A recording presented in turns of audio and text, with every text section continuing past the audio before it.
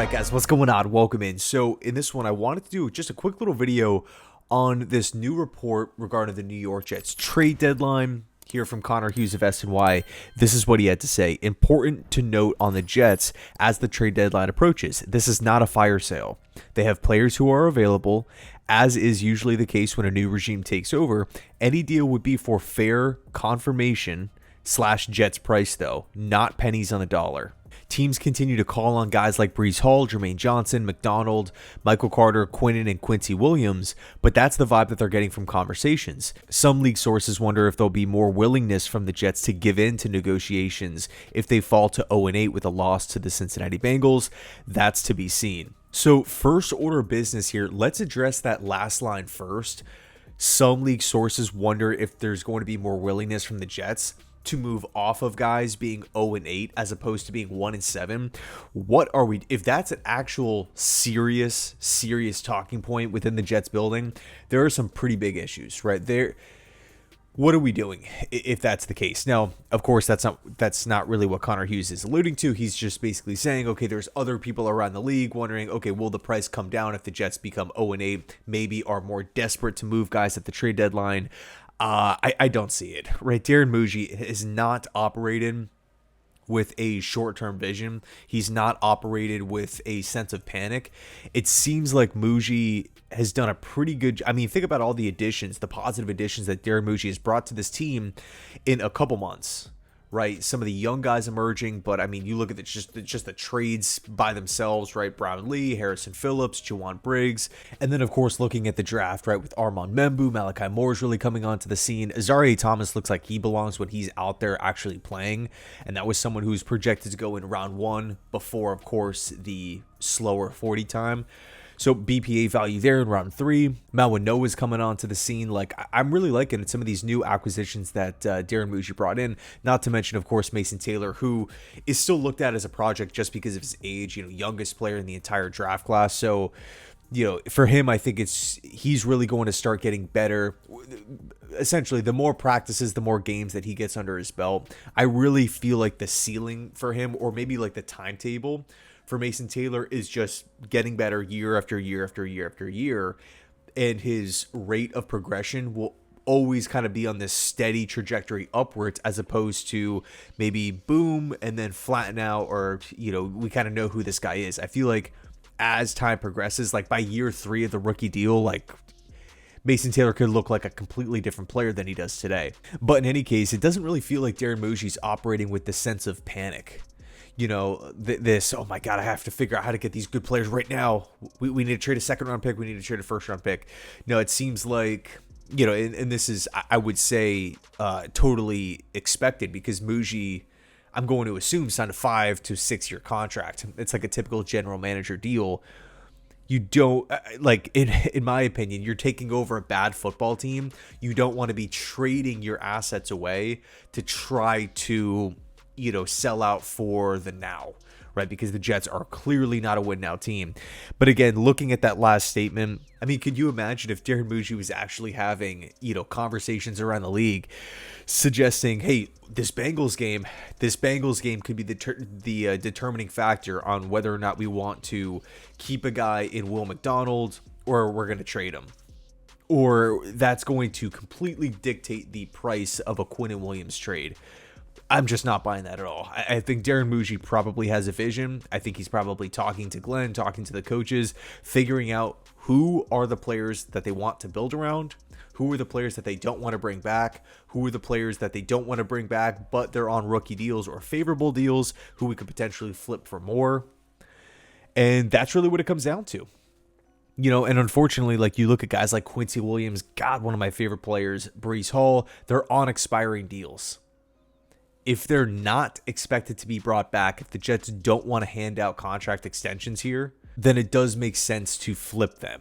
Now, the one player that I feel like is a bit of an outlier in that paragraph full of players here is Michael Carter. That's the one guy who I'm honestly okay with saying, we will move you and we're not so focused on the return. Obviously, that is going to be a point of emphasis. You want to maximize the value, but I'm not going to be holding on to Michael Carter in hopes that I get a second round pick or a third round pick, or just something unrealistic up to this point. Why do I feel like that? I think the first point, A, he's not been productive when he's been on the field.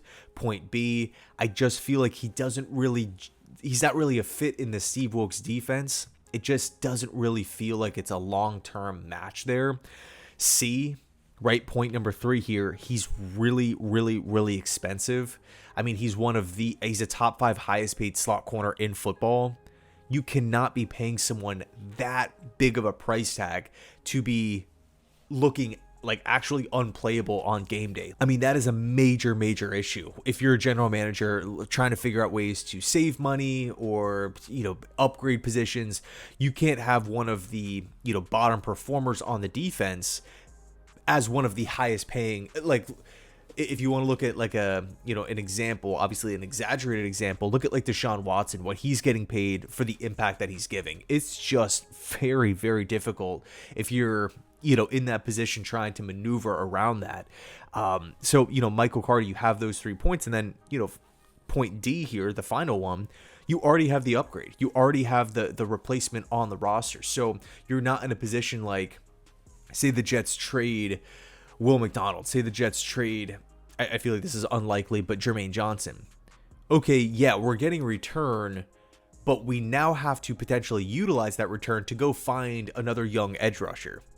With trading Michael Carter, if news comes out that we're only getting a 6th or a 7th or something, it's like, okay, you know what? I can assume that the other team's probably going to be taking on a ton of money, taking on the big contract, and getting that off of our hands. Sweet.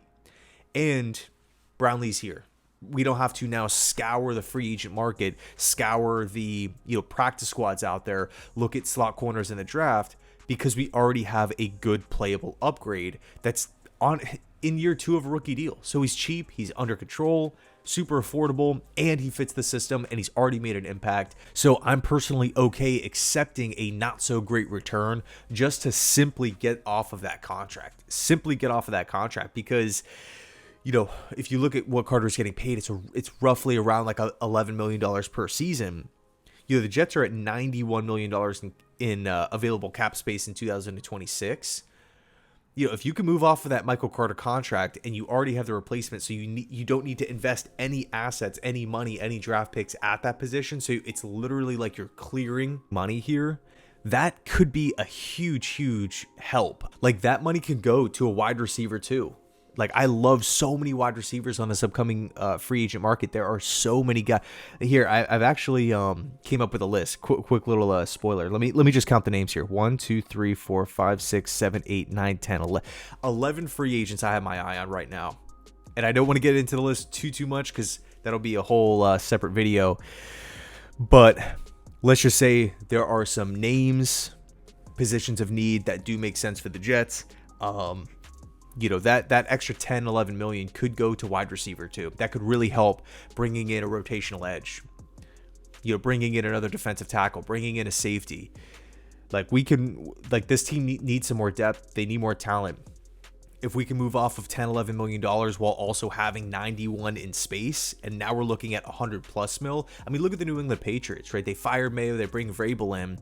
Yeah, of course, it helps that they have a top 5 pick. But one of the biggest reasons why that team was able to turn it around so quick, and granted, we're only halfway or not even halfway through the NFL season, so I don't want to jump the gun here, but it's looking like New England has already kind of figured things out here. The point is, they dropped a ton of cash in free agency. Carlton Davis, 60 mil. Milton Williams, over 100 million. Harold Landry, Stephon Diggs. They went and spent a ton of money on players that fit what Vrabel wants to do. And they got rid of players that they don't really have interest in, or they're, maybe they haven't on paper gotten rid of them, but they've phased them out. Even some higher priced guys too. So yeah, let me know your thoughts down below in the comment section on this. Thanks so much for watching. I appreciate you guys. And as always, go Jets.